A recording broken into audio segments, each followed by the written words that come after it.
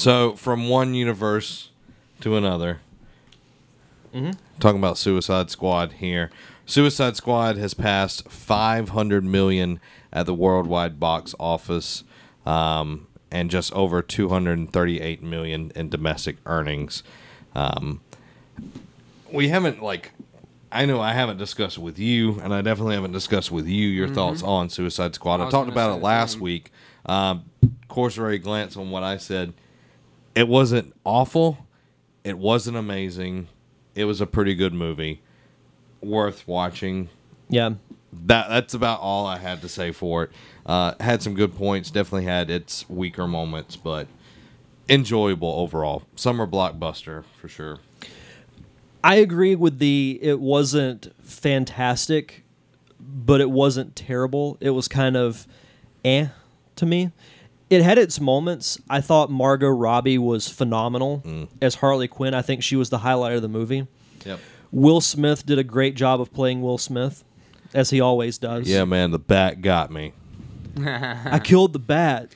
What are we, some sort of Suicide Squad? I was like, roll credits. We're out of here. Someone who said the name. Someone who actually I ended up really liking by the end of the movie was Captain Boomerang. Yeah. Yeah. He was a little over the top, but I thought that Jai Courtney did a pretty good job of playing him. The villain I thought was kind of weak.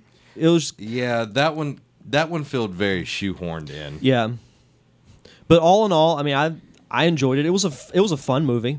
My biggest thumbs up for it is Diablo. Like Diablo coming out of nowhere and being such a big character in it. Oh, Amanda Waller. Whoever played her was great. Oh yeah.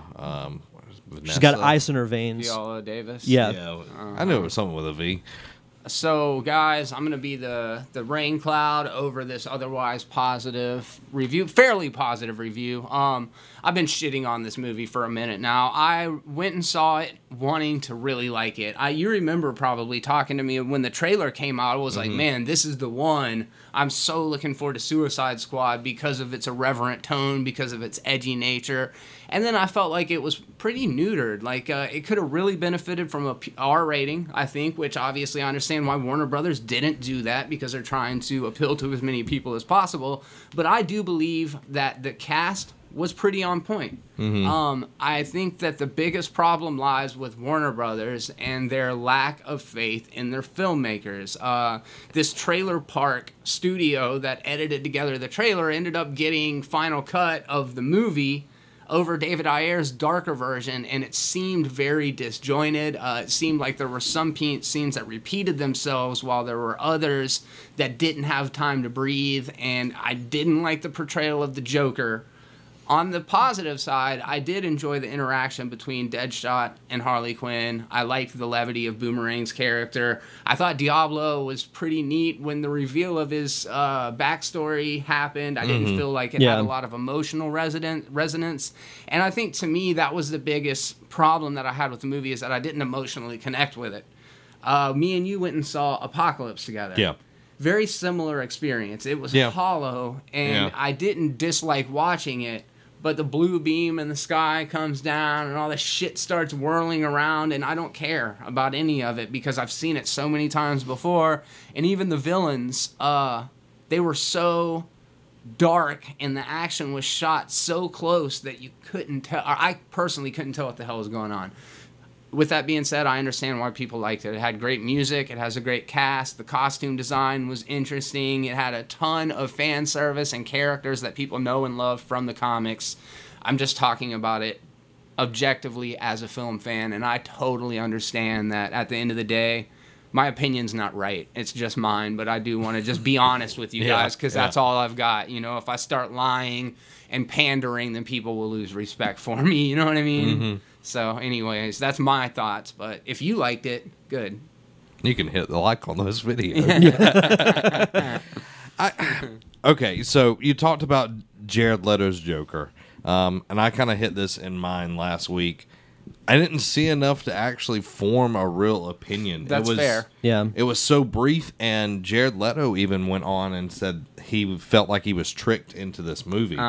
And that he filmed enough stuff to actually make a movie just out of what he filmed, and they use so little. What are your thoughts on that? That right there, like if your guy is saying, "You tricked me into this," he's not happy with the product with it. Okay, it even feels a little bit like, God, what is his name? He did Fantastic Four.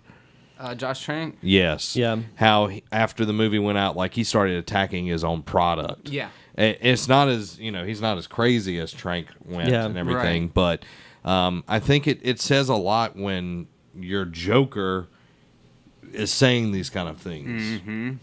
Well, to be perfectly honest, whenever I watched the movie, I do agree with you that there wasn't really enough to form an opinion on how Leto did. But I felt like he was put in the movie just for the sake of saying, hey, we have the Joker. It felt more of a development for Harley Quinn than having the Joker establish anything. Yeah. So I would like to see him, hopefully he's in the solo Batman film and we really get to see him cut loose. But it was just kind of forgettable to me. Yeah. But not on Leto's fault, but just for how much or how little he was in the movie. He definitely made an impression on me in the little bit that he was in the movie. I have a theory of my own, and that is the little bit of the Joker that I saw, it felt like he was trying really, really hard, and I don't wonder if they cut the scenes that he was in so that later on down the road they can use him and not totally tarnish his reputation. It's possible that he went so big during those scenes that when they saw the final cut of it, they were just like, we can probably skim this and skim this. Granted, the dude got the same paycheck regardless of how long he ended up in the final cut. So, I mean, it's not like I can sing a fucking sad song for him or something like that. Yeah. However, I do believe that if he continues down the path that he's on, and by what all signs are pointing to, even though he's contractually obligated, we might have a future DCEU universe with either a recast Joker or no Joker at all. Yeah, that's what I was about to get to. Do you think they're going to recast? I don't think so. So I could see it going either way. I hope they keep Jared in and wrangle him in. I think him seeing Heath Ledger do the method acting or whatever, I think Jared went a little bit too far with the rats and whatever else. Yeah, use condoms. Yeah, just like that. That's crazy stuff. So, I'd like to see more of him, but if it happens, it happens. I don't know who they would get. Would you be cool if they recast? Sure, get Matthew McConaughey. I actually want him to play Eobard Thawne in the Flash movie. Oh, yeah, good call. That guy, I don't know. Actually, I was like, I agree. Wait. Willem Dafoe. Him as the yes. Do anything. Yeah, him as the Joker. I would be a huge fan of that. Yeah. I mean, we've seen the fan mock-ups, and he looks perfect. Yeah. I'd be okay with that. So, if there is a recasting, they need to jump on Willem Dafoe. That's a good call. Yeah. That's a good call. Not his brother, Willem Dafoe. Old Nerd Cave joke there. So, continue on with some Jared Leto news. He's going to be joining the Blade Runner sequel that is coming out. So, I'm not sure what all he's going to be doing, but he's going to be on there. We are thrilled that Jared has agreed to play the key role in Blade Runner sequel. He is a phenomenal actor, and we know he will create a truly memorable, never-before-seen character. I have a confession to make. I have never seen Blade Runner. I was going to ask how you guys felt about the original Blade Runner. Boring. Really? It's boring. So I can see Jared Leto being a replicant. I think he'll probably take over as Rutger Hauer's character because he's got that very kind of otherworldly model look, like not quite human, you know what I mean? Like he could be an android. I kind of agree that the original Blade Runner is not a super strong movie. But it really did set the standard for what dystopian futures looked like. Yep. You see it over and over again. So this is a movie that, especially with Deakins and Villeneuve attached to it, I believe that they can update it in a way that's very aesthetically pleasing. I think that Ryan Gosling's a very talented actor, so to see him as the lead playing kind of Harrison Ford's character, actually Harrison Ford's reviving his role in it, so he'll be playing Decker from the original, and I'm looking forward to it. I wonder if we'll finally get the answer. Is he a replicant or not? That's a good question, man, and it actually, I've heard theories that it wasn't decided during the original filming. Like, Ridley Scott never really thought of him as a replicant, but then when people started viewing the movie, they started interpreting it that way, and it's become a very large part of the actual narrative. And I bet that what you said is going to be right, that they're going to both find out that they're replicants at the end. Yep.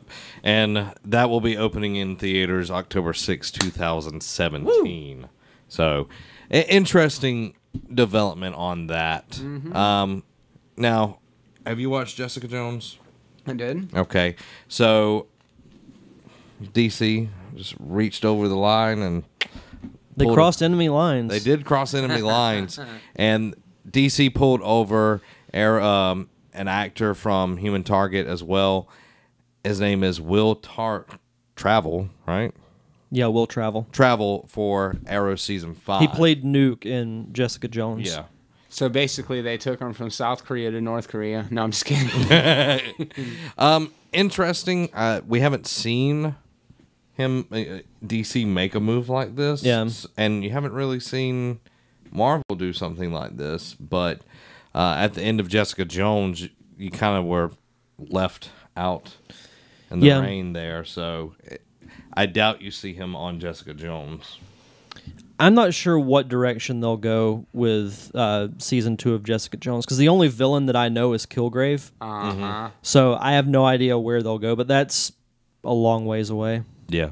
Another 2 years at least. And kind of like with Natalie Portman, they can just like sideline them and make little mentions to it until they don't have to anymore, until audiences have forgot about them. Yeah. Is what you meant that this is the first time they've done it where he could potentially be running 2 series simultaneously? Yeah. I got you. Yeah, that would be interesting. So it would be interesting. I doubt that happens though. I think him coming over to DC means bye Marvel. Marvel's just like no. I agree with that. I liked him in Jessica Jones, and I thought he was able to be both sympathetic and have an intensity to him depending on when the scene required it. And he was like a complicated character, you know. I thought he was good. Yeah, I think he did well. And you were mentioning Natalie Portman. Natalie Portman says, "As far as I know, I'm done." Sad day.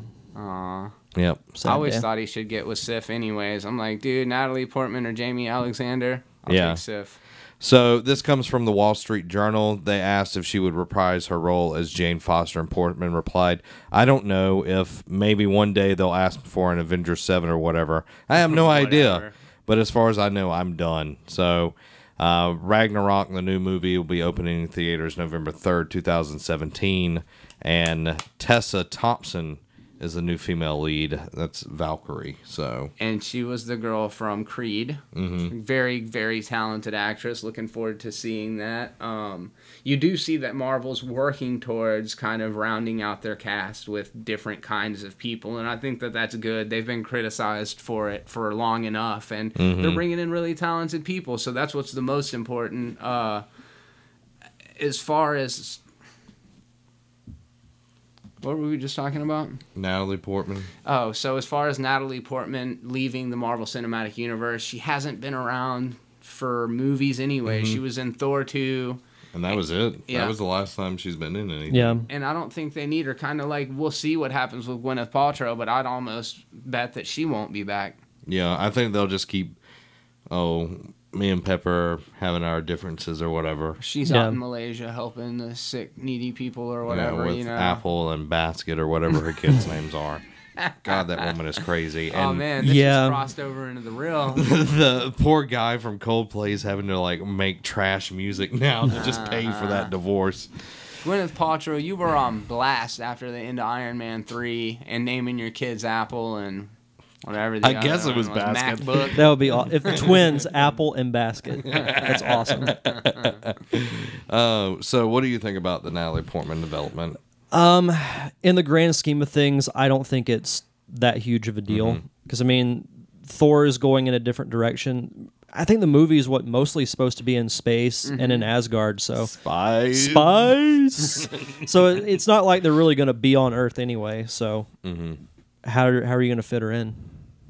You kill her. Well, I wasn't going to go that far. Space. Spice. Where they can't hear her scream. Wrong movie. Whatever, it fits. I hear they're recasting Thor as well. Yeah, it's Natalie Portman. Yes. Oh, Jane Foster. Yeah, I would be totally fine with that. So Actually, they're doing away with the entire Thor franchise, Yeah. like movies, comics, all of it. It's going to be like Thor never existed. and that would be a day to celebrate. Yeah. Yeah, this podcast is going to end with Celebration by Kool and the Gang. In tribute.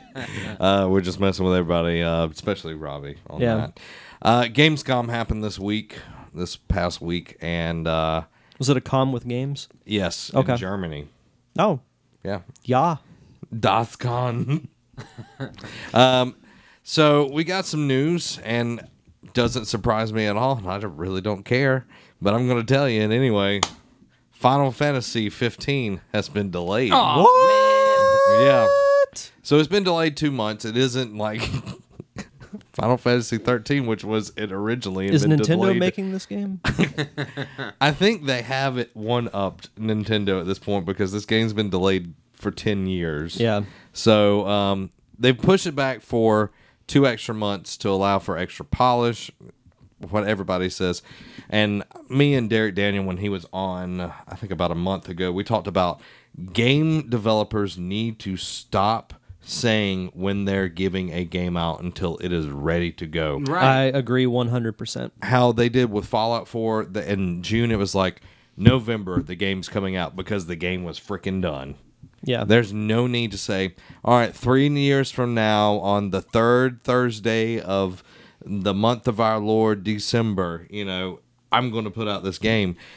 Don't do that. Say, okay, we're looking at a 2017 release. And now, then once you've got it in the bag, say, all right, 2 months from now, we're going to send this game out. yeah, and I think it's more of the publishers than the developers because the publishers want that instant money from the pre-orders. pre-sales, they want to know that they can finish probably the budget of the game off of fucking pre-sales. I apologize for my horrible mouth all for right. anybody who's listening.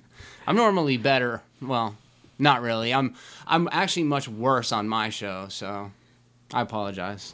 I apologize. It's all right. So the game developer, the game's lead director said, originally I was thinking it would be okay and we could put out all of the extra updates in a day one patch. Love those. But at that point I learned there may be a lot of people out there who play in an offline environment and don't have internet. When I found that out, thinking about it again, I'm glad that I didn't make that decision. It would take about 1 month exactly to fit everything we wanted in the day one patch into the disc version, and with that, pretty much all of the technical issues would be sorted out. And then we thought that after we got the technical base down, there would be no more problems there. It's 1 more month of polish and everything to get it really great. Blah blah blah. I say bullcrap. I don't care. I it doesn't matter what you think. There are so many companies that put out day one patches. That's the norm now. Yep. That's the norm. Something is wrong with this game. I am calling it right here. There's something wrong with this game. 2 months from now, when they get ready to publish it, which is okay, I'm going to count the 2 months, September, October. They're going to put it out in November. There's something going to be wrong with this game. Fundamentally wrong. Probably. Can I ask, the only little bit of context that I have about this is, from what I understand, they started developing this game while the PlayStation 2 was out. Mm-hmm. And then it carried over to PS3, and they were showing trailers for it during that. And then, so it's just kept on going on, kept on getting delayed. And obviously, the graphics have to be improving between each of them, right? Or does it essentially still look like the same game? No, it's a totally different game because it has a totally different story, totally different characters and everything. And they showed footage at E3. This game doesn't look that great to my opinion, and it looks boring. Like, they showed a very large vertical slice of combat with this huge creature. and it was boring. Oh, that's too It bad. was Final really Fantasy's boring. always That's been unfortunate. A great series, yeah. And I was wanting this to be the Final Fantasy that I get and I finally play because I've never played one. Mm-hmm. And when I saw that, I was like, okay. And now this, I don't know what you're doing, Square. Derek, man, you got to get him on those Final Fantasy games. You played them, huh? I've played a spin-off game, Tactics. Mystic Quest, Okay, for yeah, Super yeah, Nintendo. for But as sure. far as the actual franchise, never played a Final Fantasy game. I would say 7 is my all-time favorite game. See, I'm waiting for the remaster of 7. Yes. So That one I will probably get Y'all let and me play. know. I'm looking forward to Yeah. hearing your thoughts on it. when that comes out and everything. But Final Fantasy 15 will now launch worldwide on November 29th. Don't hold your breath. It's going to suck. We're taking polls here, guys. Let's put your money where your mouth Yeah, is. what do you think? Is it going to be good or bad? Let me know in the comments below. Now, I am a huge fan of Mass Effect. It's been my favorite franchise of all time. Just a great, great game. Amazing storytelling. Good gameplay mechanics. For the longest time, EA has been about, we're working on completely new IPs. And then they came out and said this. What's changed is there's proof in the market that people want it. Maybe more than there was than when we spoke. There were some that did it before and blah, blah, blah. Anyway, they're wanting... I'm not reading all of that, sorry. There might be a remaster of the Mass Effect trilogy. That's freaking awesome. So, I can't wait for it. Andromeda's coming out next year. From the last time I looked. Quarter released. 1, 2017. So if they did a remaster of the first 3, put it out quarter 4 of this year, perfect timing. if they do it, I will get it. So I think that would be a great way to get people into the new Mass Effect and everything. It'd be like, okay, there's been 3 games before this, because a lot of people are like, I don't want to play a game that already has so many games in that franchise because I don't know what's going on. Right. So that would be a great way for people to get into the series and enjoy it with new graphics and everything. And even looking at Mass Effect 1, it's still a gorgeous game for when it was made. So speaking of series that's had a lot of good games and now it's fixing to have a bad one, Metal Gear Survive will be coming out. I think this actually answers a fan question. It does. I want to say Adam asked it. Yeah, I don't like Metal Gear, but that new game has everyone freaking out. Thoughts? Okay. That's from Adam Gumbert. Shout out to Adam Gumbert. Yeah, thanks for posting a question. Thank you, sir. Now, have you played Metal Gear any? Oh, yeah, the first one. Metal Gear Solid on PlayStation 1, one of my favorite games of all time. The stealth aspects of it were great. It was like a game, it was immersive, the cinematic stuff was great, and the controls were just immaculate. It was a super fun game. Did you Never played one. You ever played one? Metal Gear Solid was one of the first games that I ever played. So, like, I started with that. Yes, such a good one. And Psycho Mantis, all of the development and the just boundary pushing that they did with the first game was amazing, and they've been great since then. 5 is actually one of the only ones that is the only one I've never finished, but 5 is an amazing game, and it's kind of like the new Mass Effect. A lot of people weren't sure about getting it, and then people started buying it just because it was so good and well received.